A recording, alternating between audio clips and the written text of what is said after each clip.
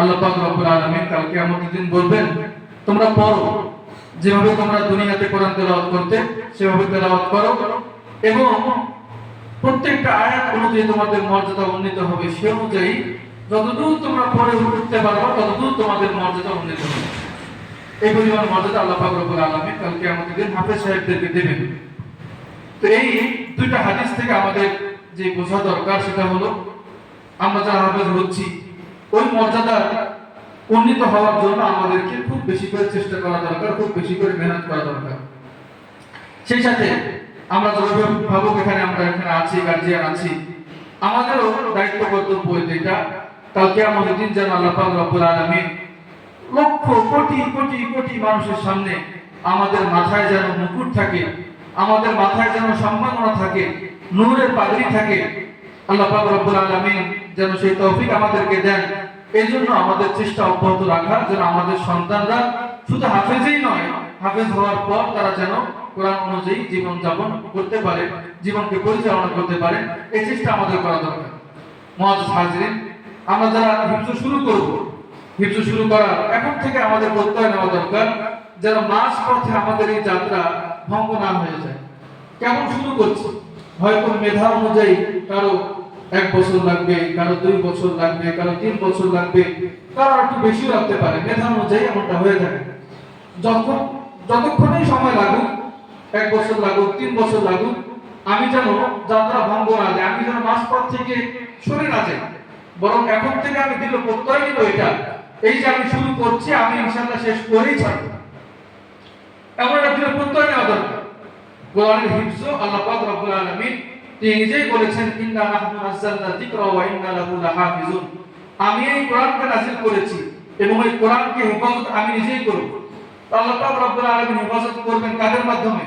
এই যে যারা হাফেজ হয়েছে, যারা হাফেজ হবে, কাল কিয়ামত পর্যন্ত যারা হাফেজ হবেন তাদের মাধ্যমে, যারা আলেম হবেন, কোরআনের শব্দ এবং অর্থ এই দুই শ্রেণীর মাধ্যমে আল্লাহ পাক রব্বুল আলামিন হেফাজত করবেন।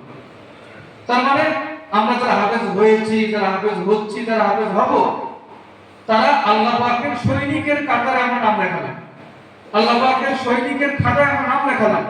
আজকে আমাদের দেশে কেউ যদি আর্মি হয়, আর্মির মেজর হয়, আর্মির ক্যাপ্টেন হয়, কত বড় সম্মান সে, তার পাড়া প্রতিবেশী, তার বাবা মা কত বড় গৌরব নিয়ে থাকে তারা, যে আমার ছেলে আর্মি, মানে কি আমার ছেলে দেশের একজন সৈনিক, আমার ছেলে সৈনিকের অনেক বড় একজন কর্মকর্তা।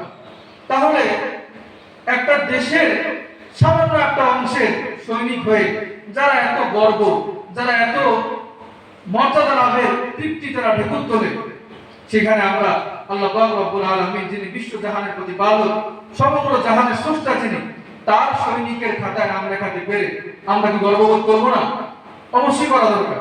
আমাদের যারা গার্জিয়ান তাদেরও করা দরকার যে আমার ছেলে কোরআনের হাফেজ, আমার ছেলে আলেম, এটা করা দরকার। পাশাপাশি হিফজ যতটুকু করি, হিফজ করার পর এই কোরআন যেন আমি ধরে রাখতে পারি সেই চেষ্টা আমাকে করতে হবে। মনে রাখতে হবে আল্লাহ রাসূল সাল্লাল্লাহু আলাইহি ওয়াসাল্লাম বলেছেন, কোরআনে কারীম হিফজ করার পর যে ব্যক্তি কোরআনে কারীম ভুলে যায়, আল্লাহ পাক রব্বুল আলামিন তাকে শাস্তি দিবেন, এই মর্মে আল্লাহ রাসূল সাল্লাল্লাহু আলাইহি ওয়াসাল্লাম বলেছেন। এজন্য আমরা হিফজ শুরু করছি, একই সাথে এই পথ যতটা গুরুত্বপূর্ণ ঠিক ততটা বিপদ সংকুল। কেন? যদি আমি হিফজ করার পর ধরে রাখতে না পারি তাহলে কিন্তু আমার গুনাহ হবে। একটা ছেলে হাফেজ হয়নি, একটা ছেলে একদম হাফেজ হয়নি, তার কিন্তু কোনো বিষয় আসলে নাই, তার এতটুকু কি সে হাফেজ হতে পারলো না, সে মোটামুটি যেটুকু মুখস্থ করলে নামাজ হয়ে যায় সেটুকু সে মুখস্থ করেছে, বাস, আর কোনো সমস্যা নেই। কিন্তু একটা ছেলে হাফেজ হয়েছে, হাফেজ হওয়ার পর যদি তার নিজের হাসিকারির কারণে ভুলে যায়, সে যেমন অপরাধী, পিতামাতার গাফলতির কারণে যদি সে ভুলে যায়, পিতামাতাও সমান অপরাধী। এজন্য আল্লাহ পাকের দরবারে হাফেজ হওয়ার পর আমল করতে পারলে হাফেজও যেমন সম্মানিত হবে এবং অভিভাবকও যেমন সম্মানিত হবে, ঠিক তদ্রূপ হাফেজ হওয়ার পর যদি সেই ছেলে ভুলে যায় তাহলে সেই ছেলে যেমন জবাবদিহিতার সম্মুখীন হবে, তার পিতামাতাকেও তেমনি জবাবদিহিতার সম্মুখীন করা হবে। এজন্য হাফেজ হওয়ার পর এখন থেকে গার্জিয়ান যারা আছেন আমরা দোয়া করব, আমরা আল্লাহ পাকের কাছে কাকুতি মিনতি করে কান্নাকাটি করব। আমরা যারা এখানে শিক্ষক আছি আমরা তো আমাদের চেষ্টা করতেই থাকবো, পাশাপাশি গার্জিয়ানেরও, অভিভাবক যারা তাদেরও শিক্ষা দরকার, তাদেরও নিয়ত দরকার, তাদেরও মেহনত পরিশ্রম দোয়া দরকার। আমার নিজের কথাই বলি,